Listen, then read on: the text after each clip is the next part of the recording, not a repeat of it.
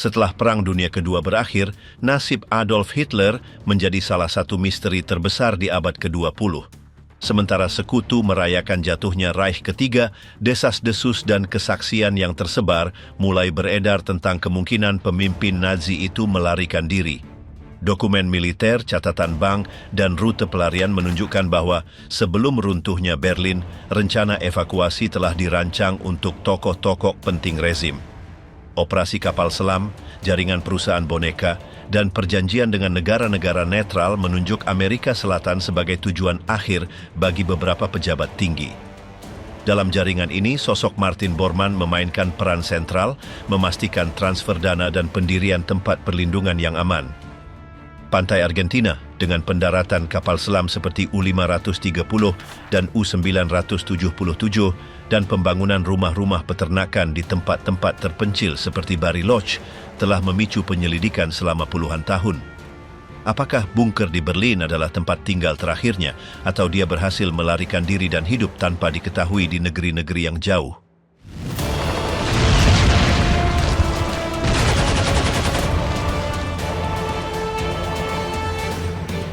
Kebangkitan nyata Nazisme. Pada bulan Oktober tahun 1942, kekuatan militer Reich berada pada puncaknya. Pasukan Jerman mendominasi wilayah yang membentang dari Laut Arktik di utara Norwegia hingga gurun di Afrika Utara dan dari pantai Atlantik Prancis hingga Sungai Volga di jantung Uni Soviet. Di Afrika, Korps Ekspedisi Erwin Rommel siap merebut terusan Suez, yang dianggap sebagai jalur strategis paling berharga dari Kekaisaran Inggris. Di front timur, Armada ke-6 di bawah Komando Friedrich Paulus maju dengan ganas di dalam Stalingrad, terlibat dalam pertempuran jalan demi jalan yang intens. Menaklukkan terusan dan Stalingrad berarti membuka jalan untuk menguasai ladang-ladang minyak di Kaukasus dan Timur Tengah, menjamin sumber daya energi selama puluhan tahun.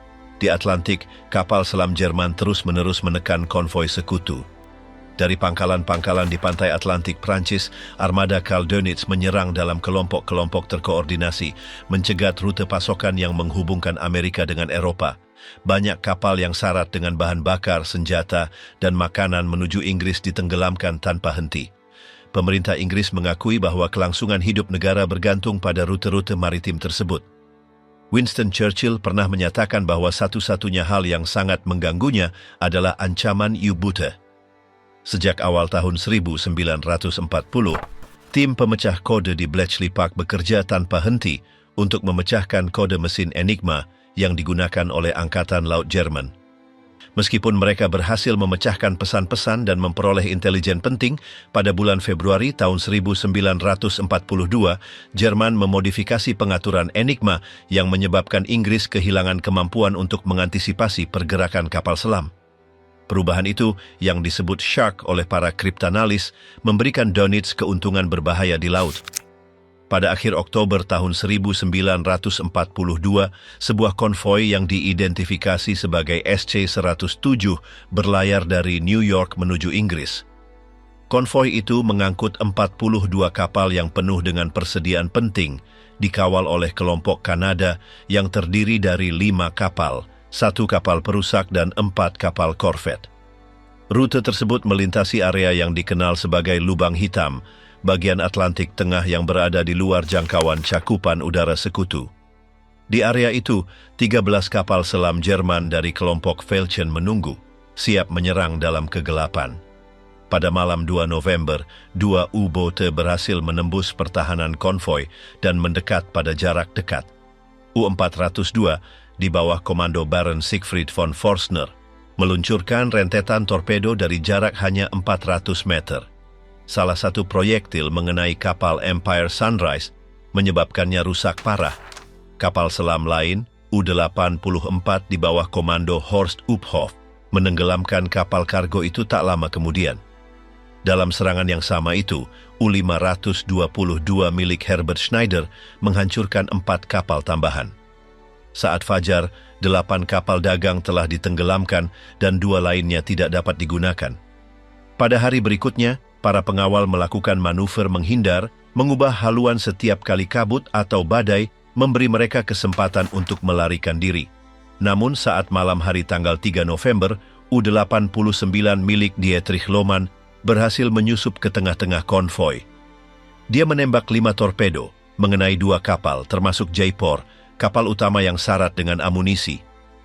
Tak lama kemudian, U-132 di bawah komando Ernst Vogelsang meluncurkan serangkaian torpedo lagi ke sisi kanan, menenggelamkan 3 kapal. Salah satu kapal itu meledak dengan sangat dahsyat, sehingga gelombang kejutnya terasa hingga beberapa kilometer, bahkan merusak kapal selam yang tenggelam di kedalaman 200 kaki. U-132 menghilang dengan seluruh awaknya setelah ledakan itu. Pada 5 November, sebuah pesawat pembom B-24, Liberator dari Skuadron 120 Royal Air Force menemukan konvoi tersebut, yang memungkinkan datangnya bala bantuan Angkatan Laut dari Islandia. Di bawah serangan udara, U-89 rusak dan kelompok Falcon terpaksa membubarkan diri. Kerusakannya sangat parah.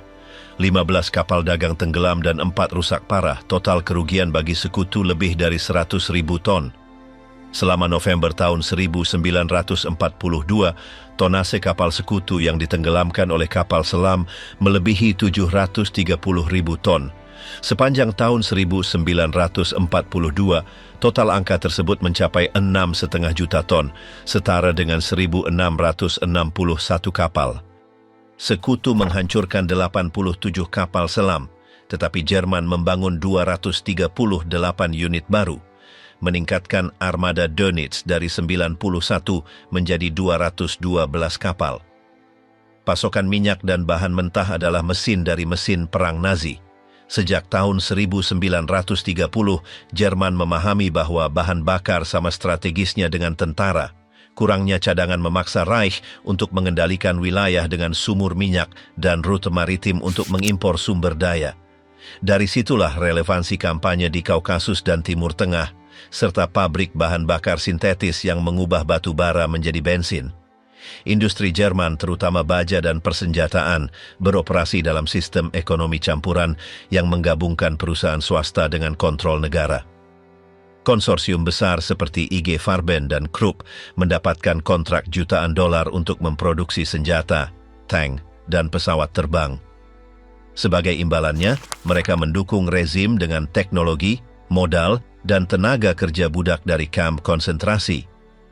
Perang di Eropa ini menghasilkan keuntungan luar biasa bagi kelompok-kelompok bisnis yang terkait dengan Reich. Kontrol transportasi dan komunikasi juga sangat penting. Kereta api, pelabuhan, dan jalan raya berfungsi untuk memasok tentara, amunisi, dan makanan ke garis depan. Kota-kota yang diduduki dijarah dari segala jenis barang, mulai dari mesin industri hingga hasil panen. Emas dari bank-bank sentral negara-negara yang ditaklukkan disita dan dikirim ke Berlin, kemudian ditransfer ke rekening-rekening di Swiss, Spanyol, dan Portugal untuk membiayai pembelian bahan mentah di pasar internasional. Pada saat yang sama, perlawanan sekutu berusaha memutus aliran ini dengan pemboman strategis. Pabrik senjata dan kilang minyak menjadi target prioritas bagi Royal Air Force dan Angkatan Udara Amerika. Meskipun ada serangan-serangan ini, pada tahun 1942 produksi Jerman terus meningkat, didorong oleh kerja paksa dan penjarahan wilayah-wilayah yang diduduki. Situasi di Atlantik masih kritis bagi sekutu. Setiap kapal yang tenggelam berarti lebih sedikit tank, lebih sedikit pesawat, dan lebih sedikit makanan untuk mempertahankan pertempuran. Para pengawal menghadapi torpedo, ranjau laut, dan serangan mendadak dari U-boot. Satu kesalahan dalam formasi atau satu penundaan bisa merenggut beberapa kapal dalam hitungan menit. Musim dingin tahun 1942 menghadirkan tantangan ganda, menjaga jalur tetap terbuka dan mempersiapkan serangan sekutu yang akan datang di Afrika Utara dan Eropa. Komandan Inggris dan Amerika tahu bahwa satu-satunya cara untuk mengalahkan Hitler adalah dengan memastikan aliran pasokan yang berkelanjutan melintasi Atlantik meskipun terus-menerus diganggu oleh kapal selam. Tekanan di Bletchley Park sangat tinggi. Para kriptanalis bekerja siang dan malam untuk kembali memecahkan kode enigma. Setiap pesan yang dicegat berarti menyelamatkan ribuan nyawa di laut. Dengan dukungan matematikawan, insinyur, dan mesin elektromekanis pertama, mereka membuat kemajuan yang perlahan-lahan membalikkan keadaan, tetapi pada November tahun 1942 U-Boot masih unggul. Dalam skenario perang total ini, para pemimpin Nazi yakin bahwa mendominasi Atlantik akan menjamin kemenangan. Bagi Dönitz, menenggelamkan jutaan ton kapal berarti mencekik Inggris sampai menyerah. Bagi Hitler, mengendalikan minyak di Kaukasus dan jalur pasokan setara dengan mempertahankan kekaisarannya selama puluhan tahun. Setiap keputusan diambil dengan keyakinan bahwa kecepatan dan kebrutalan adalah senjata yang paling efektif. Kekalahan yang mengubah arah Nazi. Pada akhir tahun 1942, serangan Jerman di Afrika Utara mulai melemah. Marsekal Erwin Rommel, yang dikenal sebagai Rubah Gurun, telah maju hingga Mesir dengan tujuan merebut terusan Suez. Namun armada ke-8 Inggris di bawah komando Bernard Montgomery membangun pertahanan yang kuat di garis El Alamein. Pada akhir Oktober, ribuan tentara dan ratusan tank bentrok dalam pertempuran yang menentukan. Selama hampir 2 minggu, pasukan Rommel didorong mundur ke Libya, cadangan bahan bakar dan amunisi berkurang dengan cepat, sementara konvoi pasokan diserang dari udara dan laut. Pada 17 November, Korps Afrika memulai penarikan diri yang terorganisir, meninggalkan peralatan dan posisi-posisi strategis. Secara paralel, di front timur, tentara Jerman mengalami masa paling kritis. Armada ke-6 yang diperintah oleh Friedrich Paulus telah menembus Stalingrad pada bulan September. Apa yang tampak seperti kemenangan pasti berubah menjadi pertempuran kota yang putus asa. Pasukan Soviet yang dipimpin oleh Georgy Zhukov mempertahankan setiap gedung seperti benteng. Pada pertengahan November, Operasi Uranus mengubah pemandangan. Dengan serangan balasan besar-besaran, Soviet mengepung lebih dari 250.000 tentara Jerman dan sekutu.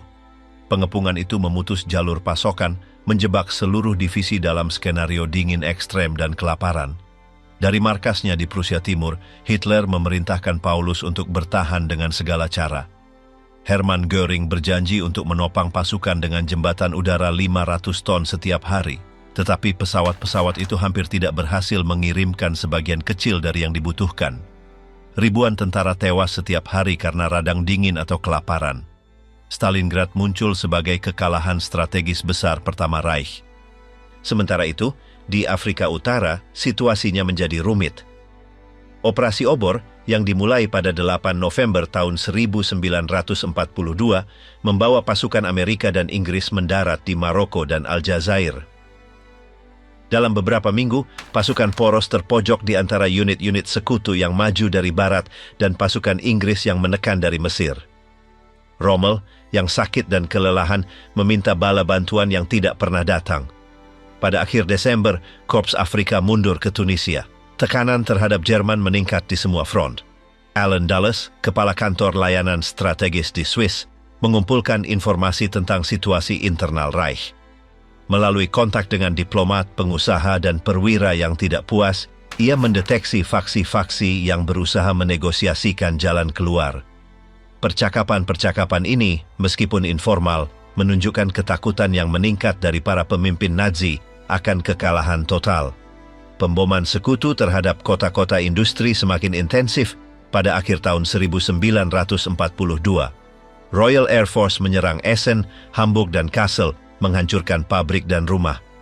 Albert Speer, Menteri Persenjataan, menata ulang produksi untuk menjaga pasokan senjata, tank, dan pesawat.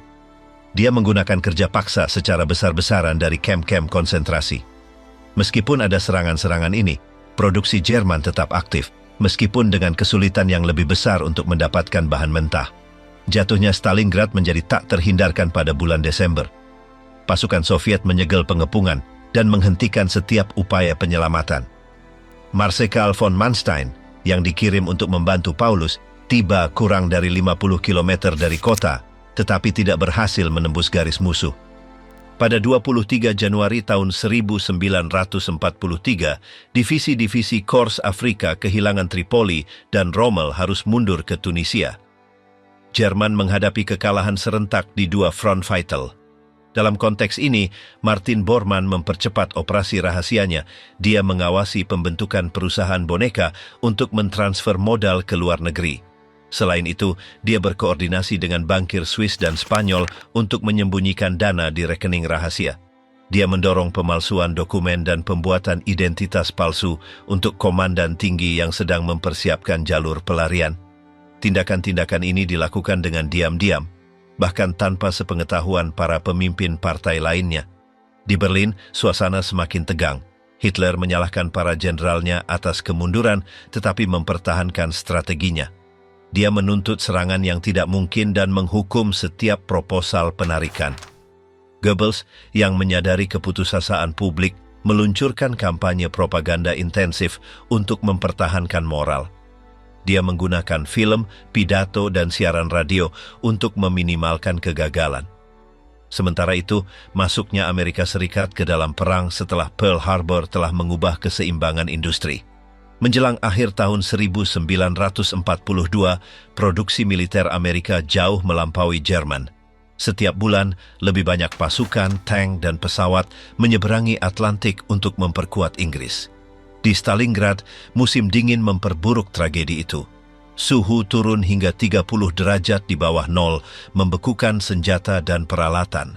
Para prajurit menderita karena kurangnya pakaian yang memadai dan kelangkaan makanan.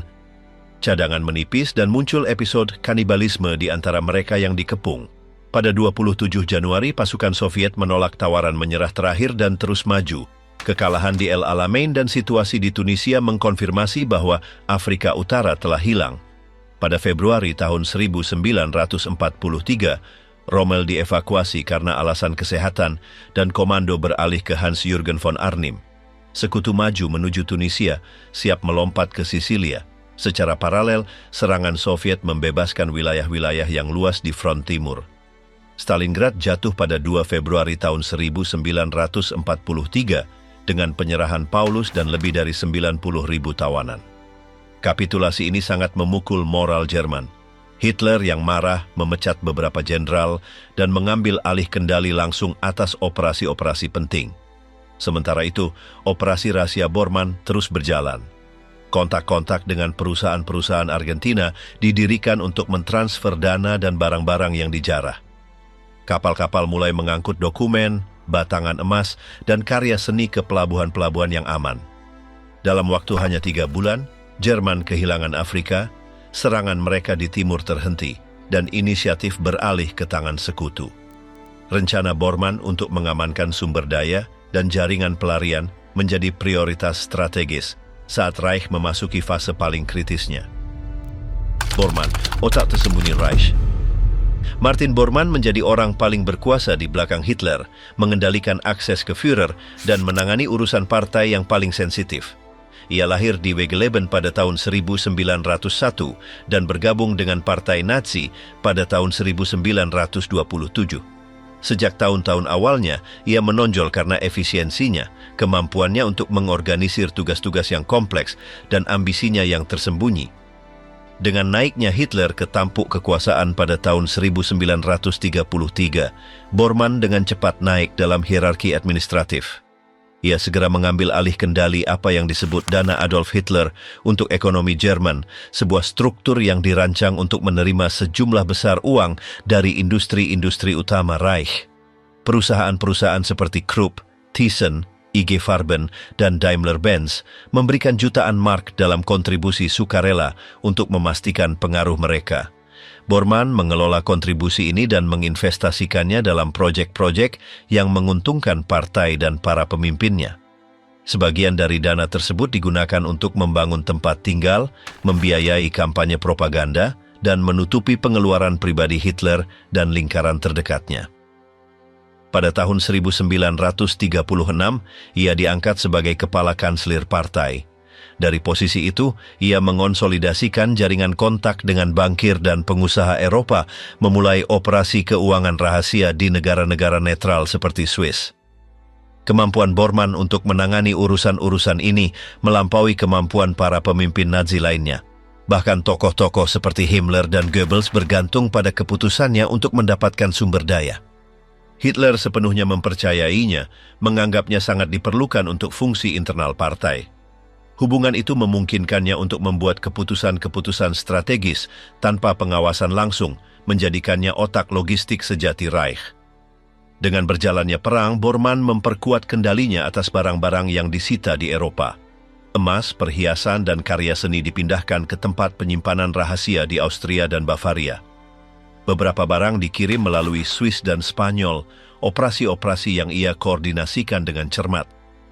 Kekayaan ini dipandang sebagai cadangan keuangan untuk menopang partai bahkan dalam kasus kekalahan.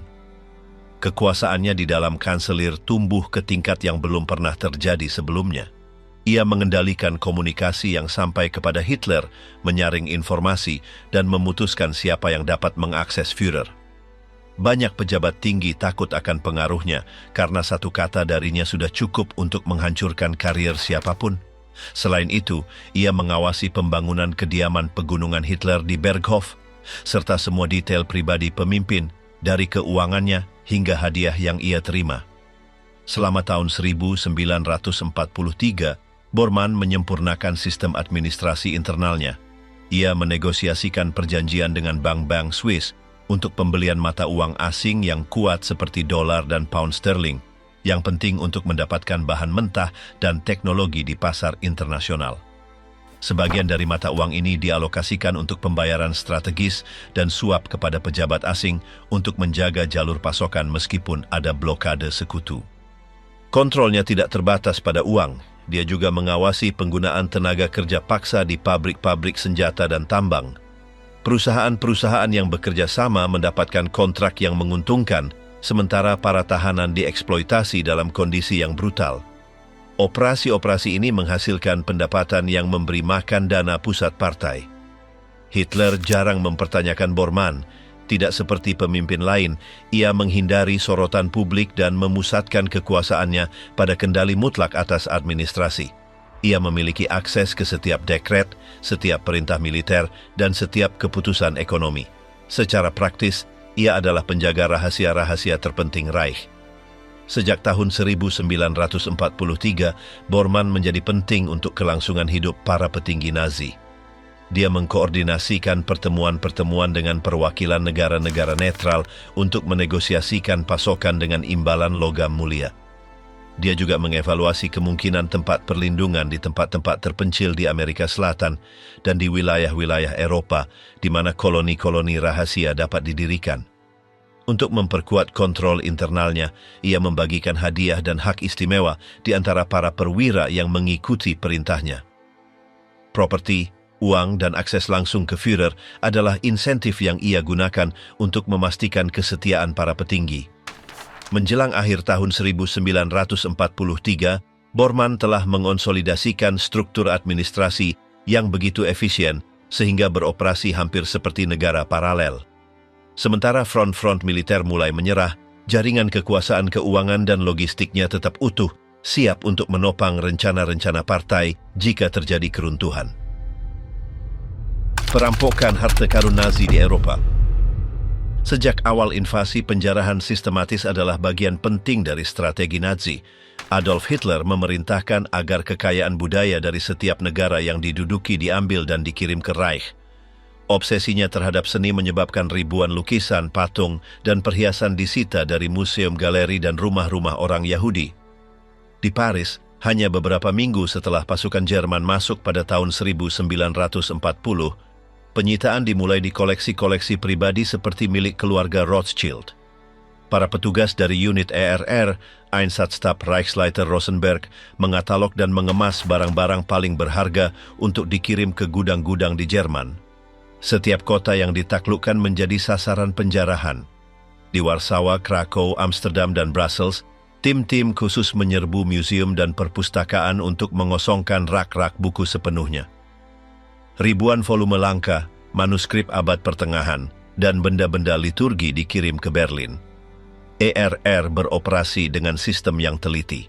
Setiap barang diinventarisasi dan diklasifikasikan untuk ditujukan ke koleksi-koleksi pribadi para pemimpin Nazi atau ke Museum Führer yang direncanakan di Linz, Austria. Nazi juga menyita koin, perhiasan, perabot antik, dan benda-benda perak. Rumah-rumah orang Yahudi dikosongkan sementara pemiliknya dideportasi. Semuanya dimuat ke kereta khusus menuju gudang-gudang di Bavaria dan Austria. Beberapa karya dikirim ke Kastil Neuschwanstein yang diubah menjadi gudang rahasia. Lainnya disembunyikan di tambang garam seperti Altaussee, tempat ribuan lukisan karya seniman besar seperti Vermeer, Rembrandt, dan Leonardo da Vinci disimpan. Martin Bormann mengawasi banyak dari operasi ini melalui jaringan administrasinya. Sebagian dari seni yang disita digunakan untuk menyuap pejabat asing atau diperdagangkan di pasar gelap Eropa. Pedagang Swiss dan Prancis bekerja sama dalam penjualan lukisan kepada kolektor pribadi yang bersedia membayar dalam jumlah besar.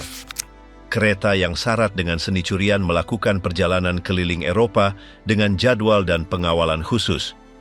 Dokumen-dokumen kemudian menunjukkan bahwa antara tahun 1941 dan 1943, lebih dari 130 konvoi yang penuh dengan benda-benda budaya meninggalkan Paris.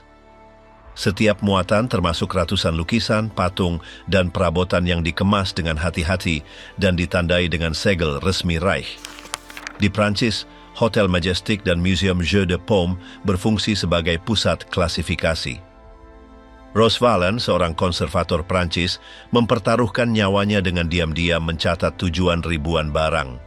Catatannya menjadi kunci setelah perang untuk memulihkan sebagian warisan yang dijarah. Namun, sejumlah besar karya tidak pernah kembali ke pemilik aslinya dan berakhir di koleksi-koleksi pribadi atau hilang dalam transaksi ilegal. Di Belanda, penjarahan juga brutal. Karya-karya seniman besar Flemish dicuri dari museum dan dijual kepada para hartawan Jerman. Di Polandia, Nazi mengambil harta karun nasional, termasuk relik-relik dari Wawel dan lukisan wanita dengan cerpelai karya Leonardo. Banyak dari barang-barang ini dipindahkan ke Jerman Timur untuk melindunginya dari pemboman, meskipun tujuan sebenarnya adalah untuk memilikinya secara permanen. Penjarahan tidak terbatas pada Eropa Barat. Di Uni Soviet, pasukan Jerman mengosongkan museum-museum di Kiev, Minsk, dan Smolensk. Bertonton seni dan benda-benda bersejarah dikirim ke Barat sebelum Tentara Merah dapat memulihkannya. Barang-barang ini, yang dikatalogkan sebagai harta rampasan budaya, mengisi koleksi pribadi Hitler, Göring, dan Bormann serta pasar gelap yang menghasilkan sumber daya untuk rezim. Dengan kemajuan sekutu pada tahun 1944, Nazi mulai memindahkan gudang-gudang terpenting ke Austria dan Bavaria. Tambang-tambang seperti Altaussee diperkuat untuk menahan pemboman. Di sana disimpan karya-karya seperti potret Adele Bloch-Bauer karya Klimt dan altar Gent karya Van Eyck bersama dengan patung-patung, permadani, dan perhiasan yang tak ternilai harganya. Gudang-gudang juga dipasang di kastil-kastil seperti Chiemsee atau di gua-gua di pegunungan Alpen Bavaria. Ketika pasukan sekutu maju, banyak barang sengaja dihancurkan untuk mencegahnya jatuh ke tangan musuh. Logistik penjarahan sama kompleksnya dengan operasi militer. Kereta lapis baja, konvoi yang dijaga oleh SS, dan ahli pengemasan bekerja untuk mengangkut barang-barang tanpa kerusakan. RR menyimpan daftar-daftar terperinci dengan foto dan deskripsi setiap barang. Bormann menerima laporan konstan tentang kondisi gudang dan tujuan seni yang disita. Penjarahan rumah-rumah Yahudi yang dikenal sebagai Möbel Aktion sangat menguntungkan.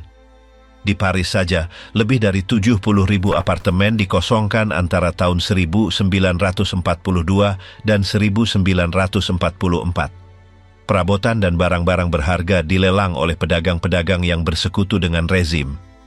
Penjarahan budaya juga merupakan alat propaganda. Nazi menyajikannya sebagai pemulihan seni Jerman yang tersebar di Eropa. Kenyataannya, sebagian besar warisan Eropa dihancurkan atau disembunyikan. Banyak keluarga Yahudi tidak pernah mendapatkan kembali koleksi mereka. Hingga hari ini, ribuan barang masih hilang. Sementara front-front militer runtuh, Bormann dan ERR memusatkan upaya untuk memastikan bahwa karya-karya yang paling berharga tetap berada di bawah kendali Nazi. Beberapa dipindahkan dalam penerbangan diplomatik ke Swiss selama bulan-bulan terakhir perang. Lainnya disembunyikan di biara-biara dan peternakan untuk menghindari penangkapan. Harta karun budaya ini yang dikelola dengan presisi menjadi salah satu operasi penjarahan terbesar dalam sejarah kontemporer. Emas tersembunyi yang membiayai pelarian. Sejak penaklukan pertama di Eropa, emas dianggap sebagai pilar kekuatan keuangan Nazi. Setiap negara yang diserbu dijarah secara metodis, dimulai dengan bank sentral mereka. Pada bulan Maret tahun 1938, setelah aneksasi Austria, Reichsbank segera mengambil alih kendali cadangan emas Wina, batangan, koin, dan mata uang dimuat ke kereta khusus menuju Berlin. Model ini diulang di Belgia, Belanda, Cekoslowakia, Italia, dan Prancis. Dalam setiap operasi, teknisi bank melebur batangan emas untuk menghapus tanda asal, menghindari klaim di masa depan. Bank Nasional Belgia kehilangan lebih dari 200 ton emas dalam beberapa hari. Prancis, setelah jatuhnya Paris pada bulan Juni tahun 1940, menyerahkan lebih dari 800 ton yang melakukan perjalanan ke Berlin dan Wina. Berangkas-berangkas di setiap negara yang diduduki dikosongkan. Perhiasan dan simpanan pribadi juga disita, terutama dari keluarga-keluarga Yahudi. Semua sumber daya ini dialokasikan untuk membiayai perang dan untuk memberi makan dana rahasia untuk operasi jangka panjang. Swiss menjadi pusat saraf transaksi. Bank Nasional Swiss dan Bank for International Settlements, BIS, yang berkantor pusat di Basel, bertindak sebagai perantara. Sejak tahun 1939, kereta-kereta yang syarat dengan emas melintasi pegunungan Alpen untuk menyimpan batangan di bank-bank Swiss, di mana mereka diubah menjadi franc Swiss, dolar, atau pound sterling. Konversi menjadi mata uang asing yang kuat ini memungkinkan Reich untuk membayar bahan mentah di pasar-pasar netral. Spanyol dan Portugal juga memainkan peran kunci. Melalui perjanjian dengan Francisco Franco dan Antonio de Oliveira Salazar, Jerman membeli sejumlah besar wolfram, mineral penting untuk mengeraskan baja senjata dan pelindung. Pembayaran ini dilakukan dalam bentuk emas yang diangkut dengan kereta dan kapal di bawah pengawasan SS. Kedua negara menerima batangan emas sebagai bagian dari strategi mereka untuk menopang ekonomi mereka tanpa mempertanyakan asal-usulnya. Untuk menghapus jejak, emas yang disita dilebur menjadi batangan tanpa segel dan didistribusikan di bank-bank di Lisbon, Madrid, dan Zurich menggunakan perusahaan boneka. Dokumen-dokumen yang tidak dirahasiakan mengungkapkan bahwa antara tahun 1939 dan 1945, Jerman mentransfer emas ke Swiss dalam jumlah yang setara dengan ratusan juta dolar saat ini. Sebagian dari emas itu berasal dari kamp-kamp konsentrasi. SS menyita perhiasan, jam tangan, gigi emas, dan barang-barang berharga dari para tahanan. Semuanya dilebur dan dikirim dalam kiriman tersembunyi, diawasi oleh kantor ekonomi dan administrasi SS yang berkoordinasi dengan Reichsbank. Logam dari para korban berakhir di rekening-rekening yang sama yang menopang mesin perang dan operasi rahasia partai. Emas Nazi menjadi alat tawar-menawar. Emas itu digunakan untuk menyuap pejabat, membeli senjata, dan menjamin aliran makanan dan minyak di pasar-pasar netral. Diplomat dan bankir diberi imbalan dengan batangan emas untuk memastikan bantuan. Setiap transaksi dicatat dalam buku-buku tersembunyi yang hanya dipegang oleh orang-orang yang sangat terpercaya. Pada tahun 1943, ketika kekalahan di Stalingrad dan Afrika mulai mengubah jalannya perang, aliran emas ke Swiss semakin intensif. Konvoi khusus memindahkan cadangan yang tersisa dari Berlin dan Wina ke gudang-gudang di pegunungan Alpen Bavaria dan di bank-bank Swiss. Beberapa kereta melakukan perjalanan yang disamarkan sebagai muatan batu bara untuk menghindari pemboman. Franco di Spanyol menerima sebagian dari logam ini untuk memperkuat cadangan Bank Spanyol. Sebagai gantinya, rezim Spanyol mengizinkan pembelian bahan mentah dan lewatnya agen-agen menuju Portugal dan Amerika Selatan. Portugal pada bagiannya menerima batangan emas dengan imbalan wolfram dan karet, sumber daya vital untuk industri senjata Jerman. Hubungan dengan Amerika Selatan diperkuat pada tahap ini.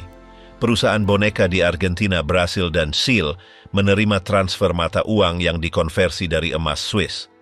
Dengan uang itu, dibeli rumah-rumah peternakan, pabrik dan properti yang kemudian berfungsi sebagai tempat perlindungan bagi para pemimpin Nazi. Dokumen-dokumen yang tidak dirahasiakan menunjukkan bahwa antara tahun 1943 dan 1945, jutaan franc Swiss dikirim ke rekening-rekening di Buenos Aires dan Montevideo. Emas juga digunakan sebagai alat politik. Pembayaran rahasia diperintahkan kepada para pemimpin dan pejabat negara-negara netral untuk menjamin keheningan atau kolaborasi. Operasi-operasi ini dilakukan melalui perantara, tas diplomatik, dan transfer di bank-bank Eropa. Batangan emas melakukan perjalanan di pesawat kargo dan kapal selam, memanfaatkan rute-rute aman yang dikendalikan oleh SS. Bank for International Settlements memainkan peran yang ambigu, memproses transfer emas antara bank-bank sentral bahkan di tengah perang. Jerman memanfaatkan cara ini untuk memindahkan emas yang dijarah dari Belgia dan Cekoslowakia, seolah-olah itu adalah transaksi yang sah, mencuci sejumlah besar logam mulia. Pada akhir tahun 1945, cadangan emas Nazi dalam jumlah besar masih berada di luar Jerman. Diperkirakan bahwa di Swiss saja, lebih dari 700 ton masih tersisa. Emas itu adalah dasar dari jaringan-jaringan seperti Odessa yang membantu para penjahat perang melarikan diri ke Amerika Selatan dan Timur Tengah. Pengangkutan emas dilakukan dengan metode ekstrem.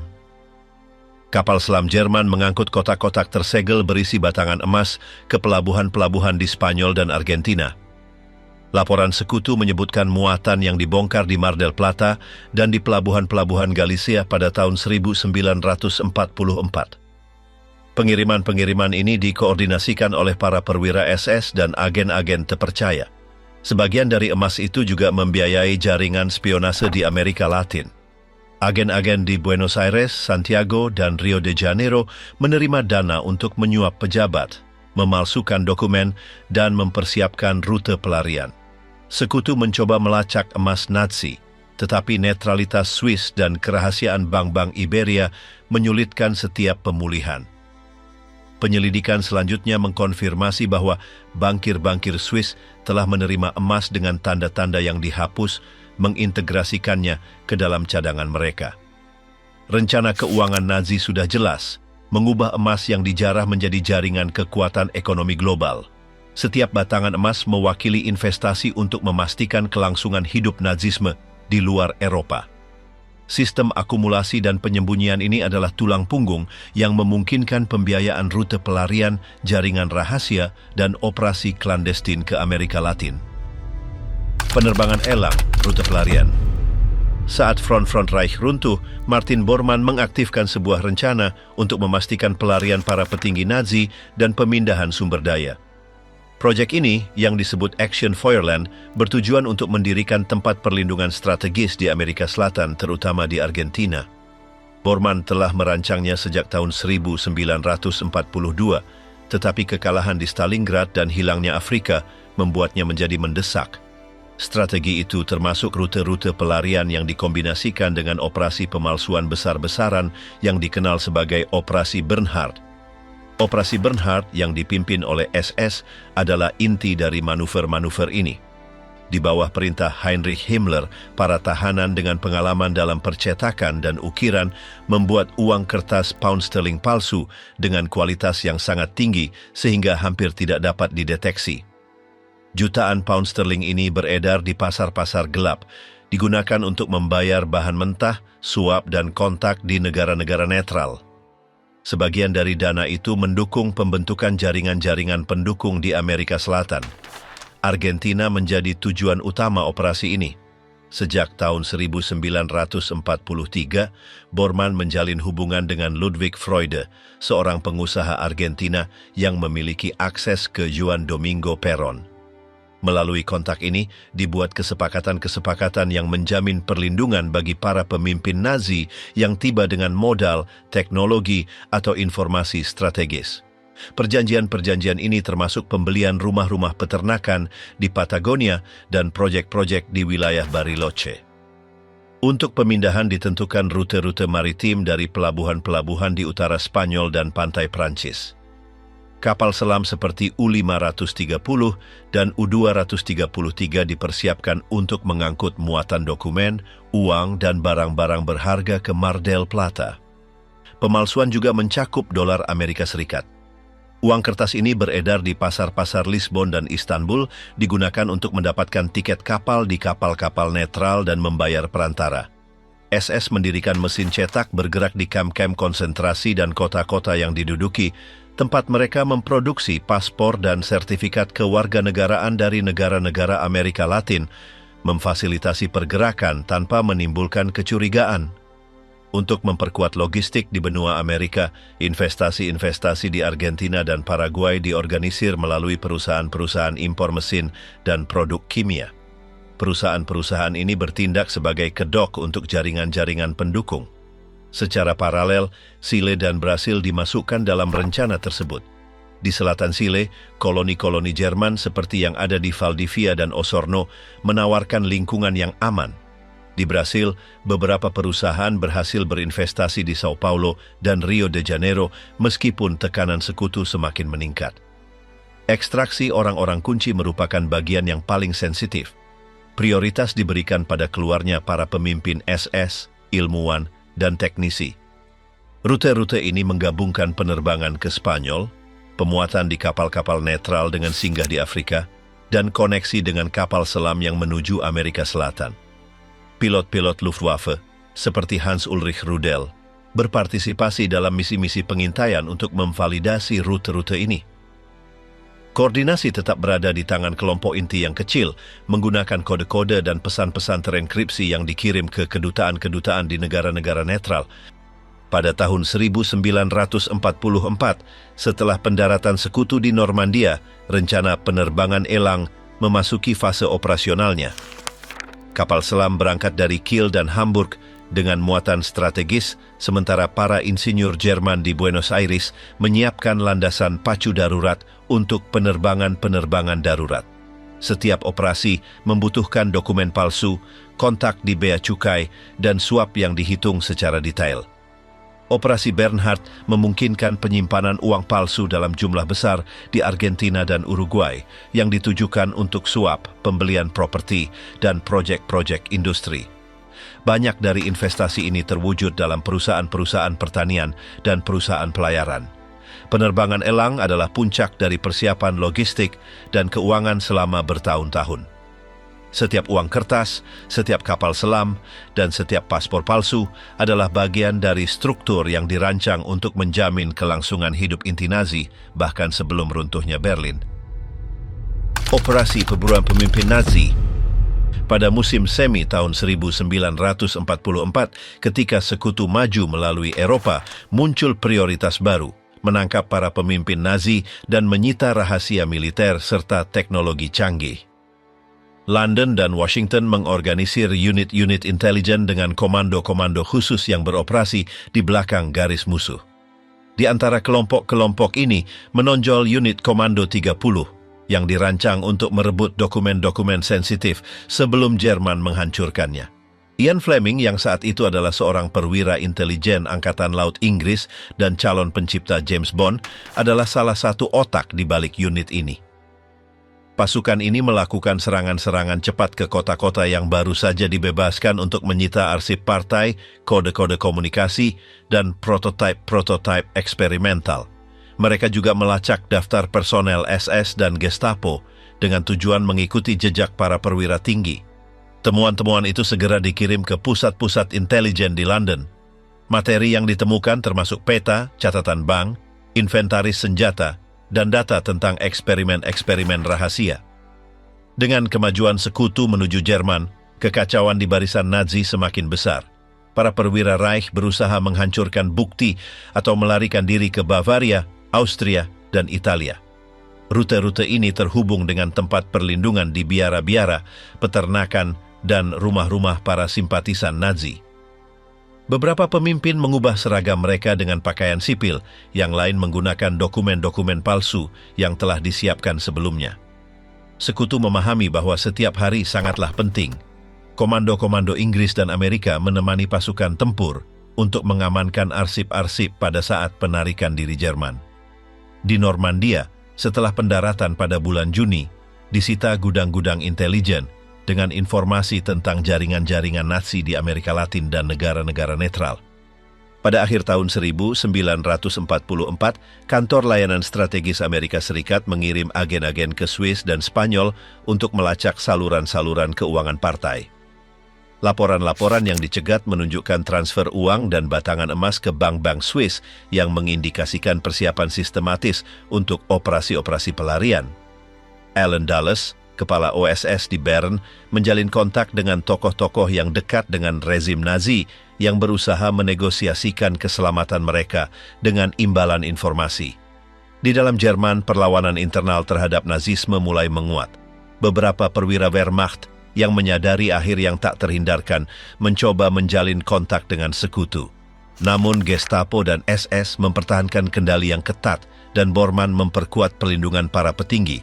Terowongan, bunker, dan rute evakuasi dibangun yang menghubungkan Berlin dengan Bavaria dan Austria. Dengan pembebasan Prancis, tekanan pada para pemimpin meningkat. Di Paris, sekutu menyita arsip-arsip Gestapo dan Abwehr yang merinci jaringan-jaringan spionase di Eropa dan Amerika Latin. Ditemukan juga daftar kapal-kapal yang meninggalkan Marseille dan Bordeaux dengan muatan-muatan yang mencurigakan. Kemajuan melalui Belgia dan Belanda memungkinkan pengamanan lebih banyak dokumen. Komando T-Force Inggris merebut pabrik-pabrik senjata dan kantor-kantor Luftwaffe untuk mencegah teknologi jatuh ke tangan Soviet. Dalam beberapa operasi ditemukan gudang-gudang berisi emas, karya seni, dan dokumen-dokumen terenkripsi. Penangkapan perwira-perwira seperti Hermann Fegelein dan Karl Wolf memberikan informasi penting tentang rute pelarian. Konvoi-konvoi lapis baja yang disiapkan untuk memindahkan para pemimpin ke Swiss dikonfirmasi. Secara paralel, pergerakan kapal selam menuju Atlantik Selatan menimbulkan kecurigaan tentang kemungkinan rute pelarian maritim. OSS dan MI6 melacak aktivitas-aktivitas ini di Eropa mengikuti apa yang disebut Red Lines, rute-rute pelarian yang diorganisir oleh para simpatisan Nazi dengan bantuan pendeta dan pejabat negara-negara netral. Dari pelabuhan-pelabuhan Italia, kapal-kapal berlayar menuju Amerika Latin dengan para buronan dan muatan-muatan berharga. Di Roma, kontak-kontak yang terkait dengan Vatikan memfasilitasi paspor palang merah untuk mantan perwira SS. Para pemburu mendokumentasikan bagaimana jaringan-jaringan ini meluas ke Spanyol, Portugal, dan Afrika Utara sebelum menyeberangi Atlantik. Agen-agen sekutu mencegat pesan-pesan terenkripsi yang menyebutkan emas dan orang-orang dengan identitas palsu, meskipun besarnya jaringan membuat hampir tidak mungkin untuk menutup semua jalan keluar. Dengan berakhirnya perang, perburuan Nazi menjadi operasi global. Tokoh-tokoh seperti Simon Wiesenthal dan kelompok-kelompok Yahudi mulai melacak para penjahat perang untuk membawa mereka ke pengadilan. Sekutu menyusun daftar hitam dengan nama-nama yang paling dicari, sementara organisasi-organisasi klandestin seperti Odessa mulai memindahkan sumber daya untuk melindungi para buronan. Operasi-operasi khusus berlanjut selama berbulan-bulan setelah jatuhnya Berlin, mengejar para perwira di Eropa, Amerika Latin, dan Timur Tengah. Konflik antara intelijen sekutu dan jaringan-jaringan pelarian menandai perlombaan melawan waktu yang akan menentukan pasca perang segera. Dari bunker ke langit, pelarian rahasia. Pada akhir April tahun 1945, Berlin berada di bawah pengepungan total. Pasukan Soviet maju dari timur, sementara pasukan sekutu menekan dari barat. Di dalam Führerbunker, Hitler dan lingkaran terdekatnya menghadapi keruntuhan Reich. Martin Bormann dan Heinrich Müller, kepala Gestapo, mengambil alih kendali operasi-operasi terakhir, mengorganisir evakuasi arsip-arsip yang paling sensitif, dan merencanakan rute-rute pelarian untuk para petinggi. Hari-hari terakhir ditandai dengan ketegangan dan kekacauan. Di terowongan-terowongan bawah tanah yang menghubungkan kanselir dengan stasiun-stasiun metro dan tempat-tempat perlindungan, disimpan dokumen, batangan emas, dan uang kertas palsu dari operasi Bernhard.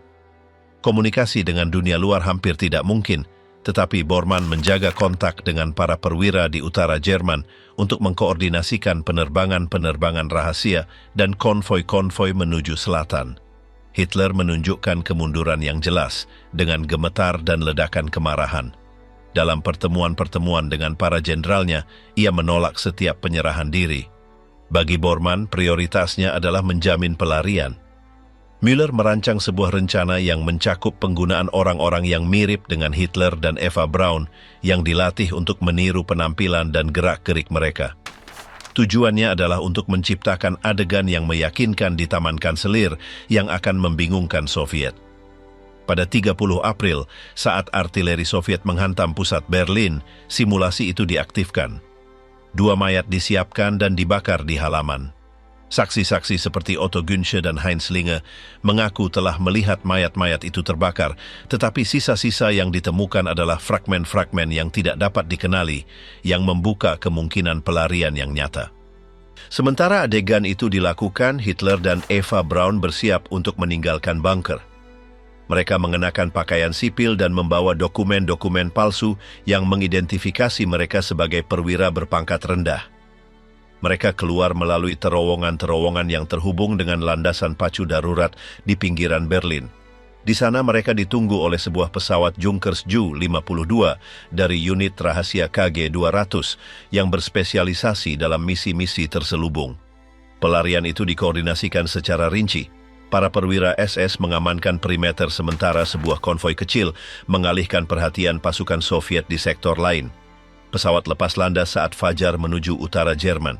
Perhentian pertama adalah di Travemünde, di mana mereka mengisi bahan bakar dan meninjau kembali rencana-rencana penerbangan ke selatan Eropa. Dokumen-dokumen yang tidak dirahasiakan beberapa dekade kemudian menyebutkan lepas landas ini sebagai bagian dari operasi yang diawasi langsung oleh Bormann. Secara paralel, Müller menghapus jejak di dalam bunker. Dokumen-dokumen tentang pergerakan keuangan dan daftar-daftar rute pelarian dihancurkan. Pesan-pesan radio palsu juga dikirim untuk membingungkan sekutu. Ketika Soviet mengambil alih Kanselir, mereka menemukan laporan-laporan yang saling bertentangan yang memicu keraguan tentang nasib Hitler. Setelah singgah di Travemünde, pesawat itu terbang ke selatan, di sepanjang wilayah udara yang dikendalikan oleh sekutu. Perhentian kedua adalah di landasan pacu dekat Reus, Spanyol. Agen-agen yang terkait dengan rezim Franco menyediakan bahan bakar dan logistik. Spanyol dengan netralitasnya yang fleksibel merupakan titik kunci dari rute-rute pelarian.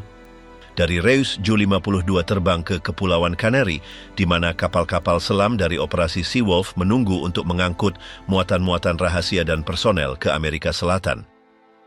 Laporan-laporan sekutu mengkonfirmasi pergerakan U-boot yang tidak biasa di daerah itu pada bulan Mei tahun 1945 yang mendukung hipotesis pelarian yang terorganisir. Selama penerbangan, Hitler tetap tersembunyi di bagian pesawat yang telah diadaptasi bersama Eva Braun dan sekelompok kecil dokter, ajudan dan personel keamanan. Setiap bagian rute dihitung untuk menghindari intersepsi. Para pilot KG-200 mengetahui rute-rute klandestin dan menggunakan kode-kode radio palsu agar tidak diketahui. Sementara pesawat itu maju, di Berlin Soviet mengumumkan bahwa Hitler telah tewas di bunker. Kurangnya sisa-sisa yang dapat diverifikasi membuat sekutu menyelidiki kesaksian-kesaksian yang saling bertentangan. Beberapa tahanan mengaku telah melihat Hitler dalam konvoi lapis baja. Yang lain berbicara tentang penerbangan-penerbangan ke Spanyol. Koordinasi antara pelarian udara dan pergerakan maritim sangat penting. Kapal selam seperti U-530 dan U-977 melakukan perjalanan ke Argentina dan menyerahkan diri beberapa bulan setelah perang berakhir, memperkuat teori bahwa para pemimpin Nazi menggunakan rute-rute tersebut. Dokumen-dokumen di arsip-arsip Argentina menyebutkan komunikasi antara perwira-perwira Jerman dan otoritas-otoritas lokal untuk mengatur kedatangan muatan-muatan khusus. Pada jam-jam terakhir Berlin, Bormann dan Müller terus memindahkan dana ke Swiss dan Spanyol. Emas dan mata uang diangkut dengan kereta ke Austria untuk disembunyikan di tambang-tambang dan gudang-gudang, memastikan sumber daya untuk jaringan pelarian di Amerika Selatan. Penerbangan ke Canary Islands berlangsung selama beberapa jam dalam kondisi ketegangan maksimum.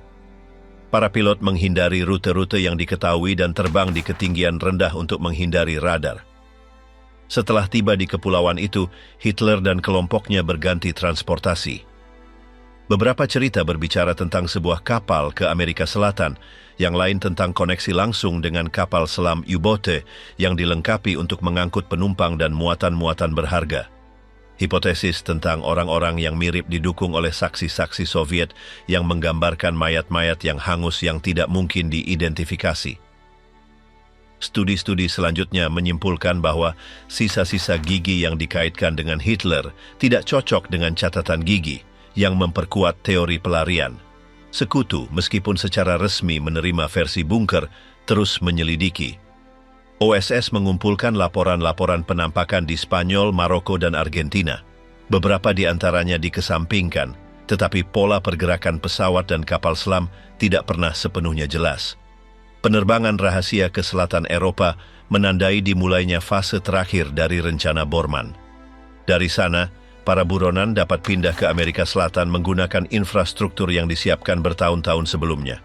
Argentina, dengan rumah-rumah peternakannya yang terisolasi dan komunitas Jerman yang terorganisir, menawarkan tempat perlindungan yang aman. Patagonia, dengan danau-danau dan pegunungannya, adalah skenario yang sempurna untuk bersembunyi selama puluhan tahun. Kisah hari-hari terakhir di Berlin dengan simulasi kematian dan pelarian udara tetap menjadi salah satu episode paling misterius dalam perang. Setiap dokumen dan setiap kesaksian menunjukkan bahwa para pemimpin Nazi merancang jalan keluar yang teliti, didukung oleh rute-rute maritim, kontak-kontak internasional, dan logistik keuangan yang tidak mungkin diimprovisasi. Rute rahasia kapal selam U-Boot di Amerika Selatan. Pada 10 Juli tahun 1945, Pangkalan Angkatan Laut Mar del Plata dikejutkan oleh kemunculan U-530. Awak kapal menyerah tanpa perlawanan, tetapi isi kapal selam itu tidak pernah diungkapkan sepenuhnya. Sebulan kemudian, pada 17 Agustus, U-977 tiba di pangkalan yang sama setelah menempuh perjalanan lebih dari 100 hari. Kedatangan berturut-turut dari kedua kapal ini memicu rumor tentang kemungkinan evakuasi para pemimpin Nazi dan muatan-muatan berharga di pantai-pantai Argentina sebelum penyerahan resmi mereka. Laporan-laporan dari polisi maritim menyebutkan pendaratan klandestin di Necochea dan Puerto Madryn. Kesaksian-kesaksian lokal menggambarkan kapal-kapal yang membongkar kotak-kotak logam dan orang-orang berpakaian sipil pada malam hari. Muatan-muatan ini dengan cepat dipindahkan ke perkebunan-perkebunan milik simpatisan Nazi di Patagonia. Rute-rute kapal selam ke Amerika Selatan dirancang dengan cermat. Dari Eropa, mereka singgah di pelabuhan-pelabuhan di Galicia atau Cadiz untuk mengisi perbekalan, melanjutkan perjalanan ke Kepulauan Canary, dan kemudian memasuki Atlantik Selatan dengan berlayar di kedalaman yang besar untuk menghindari deteksi. Perjalanan bisa berlangsung antara 8 hingga 10 minggu tergantung pada manuver-manuver penghindaran.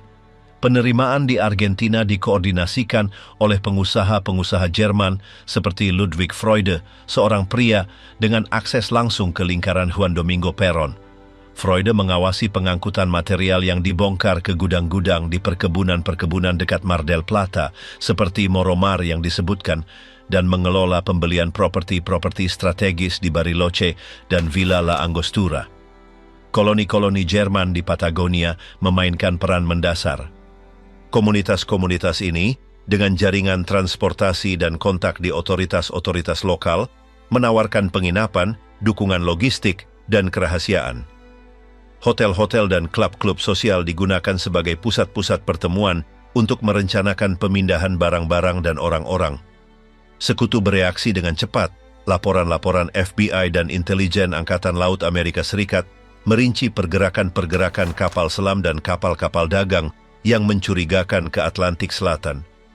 Dokumen-dokumen yang tidak dirahasiakan menunjukkan bahwa beberapa U-Boot tidak hanya mengangkut sumber daya, tetapi juga teknologi militer canggih seperti bagian-bagian roket V2 dan cetak biru pesawat jet yang ditujukan kepada para insinyur Jerman yang sudah menetap di Argentina. Perjalanan U-977 sangat misterius. Heinz Schaefer, komandannya, menyatakan bahwa mereka tetap tenggelam selama lebih dari 60 hari menggunakan snorkel untuk mengisi ulang baterai, sebuah manuver berisiko yang memungkinkan mereka menghindari patroli sekutu. Schaefer tidak pernah mengkonfirmasi apakah ada pendaratan sebelum penyerahan diri mereka di Mar del Plata yang memicu kecurigaan tentang kehadiran penumpang-penumpang penting. Kedatangan kapal-kapal selam ini di Argentina membangkitkan minat global. Pers dijuluki mereka sebagai kapal selam hantu, dan teori bahwa para pemimpin Nazi melarikan diri menggunakan rute-rute ini beredar luas.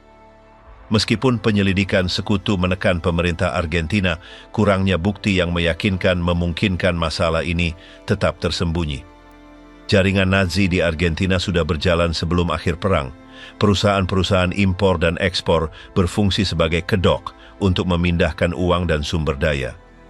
Perusahaan-perusahaan ini memiliki hubungan dengan bank-bank di Swiss dan Spanyol yang memfasilitasi aliran dana ke Buenos Aires dan Montevideo. Sebagian dari uang ini dialokasikan untuk suap dan pembangunan tempat-tempat perlindungan di daerah-daerah terpencil. Ludwig Freude dan lingkarannya adalah bagian-bagian kunci. Selain mengelola kedatangan, mereka mengorganisir distribusi barang dan pemindahan mantan perwira Nazi ke daerah-daerah aman di pedalaman negara. Bariloche dan Villa La Angostura menjadi titik-titik strategis berkat geografi pegunungan mereka dan kehadiran komunitas Jerman dengan infrastruktur yang memadai. Laporan-laporan FBI menunjukkan kemungkinan bahwa beberapa kapal selam membongkar muatan mereka di pantai-pantai yang sepi sebelum menyerah. Ini akan menjelaskan kurangnya benda-benda berharga pada saat penangkapan mereka. Kotak-kotak logam mungkin berisi emas, dokumen, dan karya seni akan diangkut dengan truk ke gudang-gudang rahasia. Koordinasi dengan rute-rute komersial adalah kuncinya. Kapal-kapal dagang dengan bendera netral mengambil muatan di Canary Islands atau pelabuhan-pelabuhan Spanyol dan membawanya ke Buenos Aires atau Montevideo disamarkan sebagai barang legal. Kombinasi cara ini menjamin bahwa sebagian besar sumber daya Reich sampai di Amerika Selatan tanpa terdeteksi.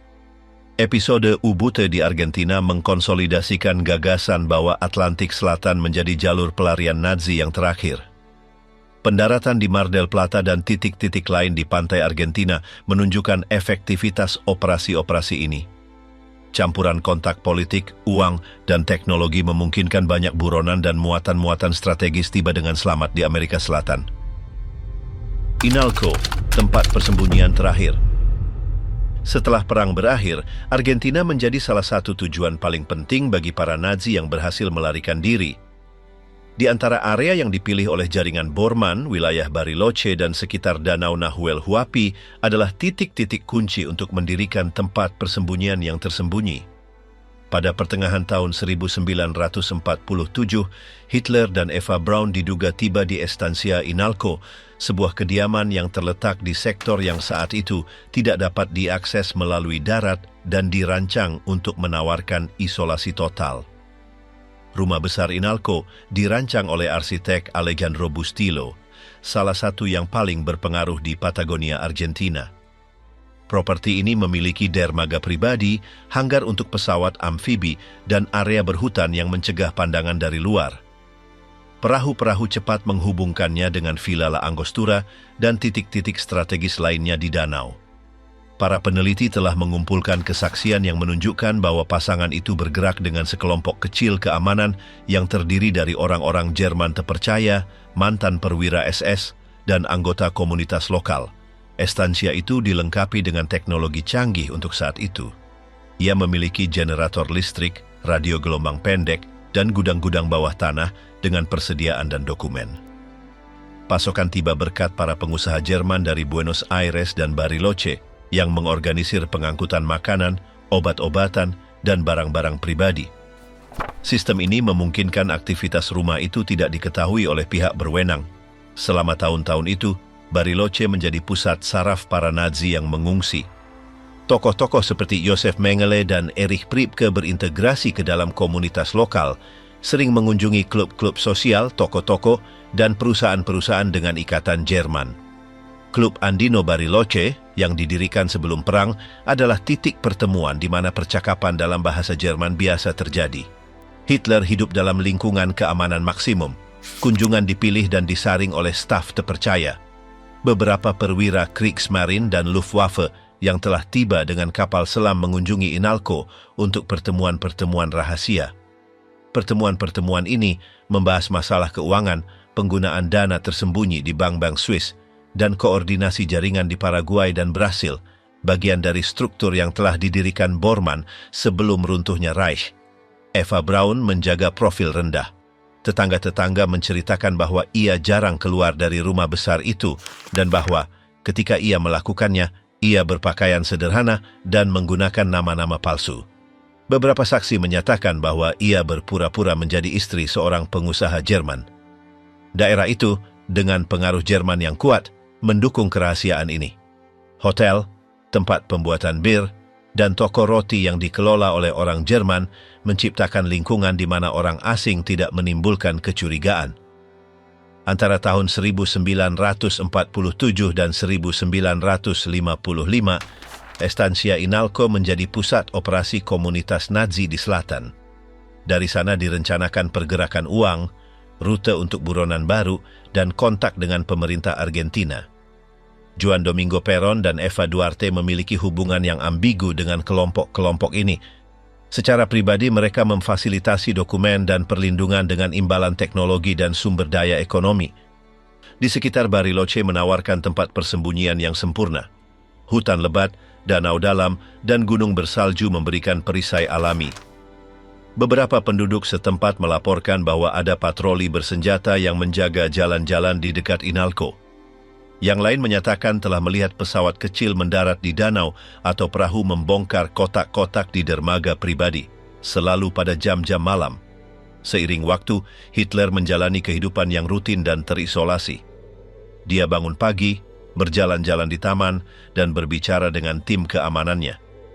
Kesehatannya mulai memburuk pada tahun 1550 dengan masalah kardiovaskular dan tremor yang semakin meningkat. Dr. Otto Lehmann, seorang dokter Jerman, mengunjunginya secara berkala dan mengawasi perawatan secara rahasia. Komunitas Nazi di Argentina terus tumbuh dengan kedatangan buronan baru. Banyak yang menetap di kota-kota terdekat seperti San Carlos de Bariloche, Villa Traful, dan Villa La Angostura. Beberapa bekerja di proyek-proyek infrastruktur, sementara yang lain mengembangkan bisnis perhotelan dan pariwisata. Aliran imigran Eropa ini mempermudah kehadiran Hitler dan Eva Braun tidak diketahui. Inalco bukan satu-satunya tempat persembunyian. Properti lain di Bariloche dan di daerah pedesaan terdekat berfungsi sebagai rumah-rumah aman. Beberapa di antaranya memiliki lorong-lorong tersembunyi dan gudang-gudang bawah tanah dengan persediaan dan dokumen. Fasilitas-fasilitas ini disiapkan untuk menahan inspeksi dan menawarkan jalur pelarian cepat ke Chile melalui jalur-jalur pegunungan yang jarang dilalui. Pada tahun 1555, setelah jatuhnya Perón, iklim politik di Argentina berubah. Penyelidikan terhadap Nazi yang mengungsi meningkat dan beberapa tokoh penting diidentifikasi oleh pers. Hitler dan Eva Braun kemudian pindah ke properti-properti yang lebih terisolasi di Patagonia. Komunitas Nazi memperkuat jaringan mereka, memindahkan uang ke bank-bank di Montevideo dan Santiago. Rumor tentang Hitler di Argentina menyebar pada tahun-tahun itu. Beberapa orang mengaku telah melihatnya di pusat Bariloche, menyamar dengan topi dan kacamata. Yang lain mengatakan telah melihatnya bepergian dengan perahu di danau Nahuel Huapi dengan penjaga bersenjata. Meskipun tidak ada foto yang dikonfirmasi yang tersimpan, kesaksian-kesaksian yang dikumpulkan oleh para peneliti menunjukkan bahwa kehadirannya diketahui di kalangan-kalangan lokal tertentu.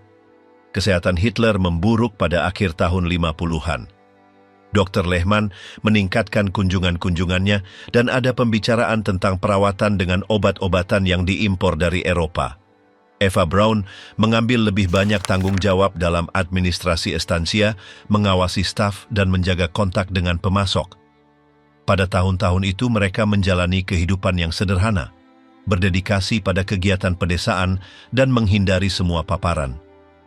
Menurut buku Grey Wolf, Hitler meninggal pada 13 Februari tahun 1962 di Estancia Inalco itu sendiri, Jenazahnya dimakamkan di suatu tempat yang tidak diketahui di Patagonia, kemungkinan di tanah rumah besar itu. Eva Braun diduga tinggal beberapa tahun lagi di Argentina sebelum menghilang dari catatan. Teori ini masih kontroversial, meskipun memiliki kesaksian-kesaksian dari mereka yang mengaku hadir di hari-hari terakhirnya. Tahun 1960 menandai peningkatan penyelidikan yang didorong oleh para pemburu Nazi. Simon Wiesenthal dan yang lainnya melacak petunjuk di Bariloche tanpa menemukan bukti yang meyakinkan. Sementara itu, dokumen-dokumen FBI yang tidak dirahasiakan menyebutkan kemungkinan penampakan di wilayah tersebut. Estancia Inalco dengan dermaga-dermaga pribadinya dan akses terbatasnya adalah kunci untuk kehidupan tersembunyi pemimpin Nazi itu.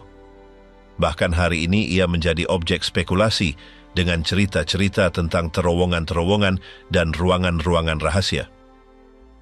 Wilayah itu menyimpan jejak dari era itu, dari hotel-hotel yang didirikan oleh orang Jerman hingga klub-klub sosial dengan akar-akar di tahun 40-an.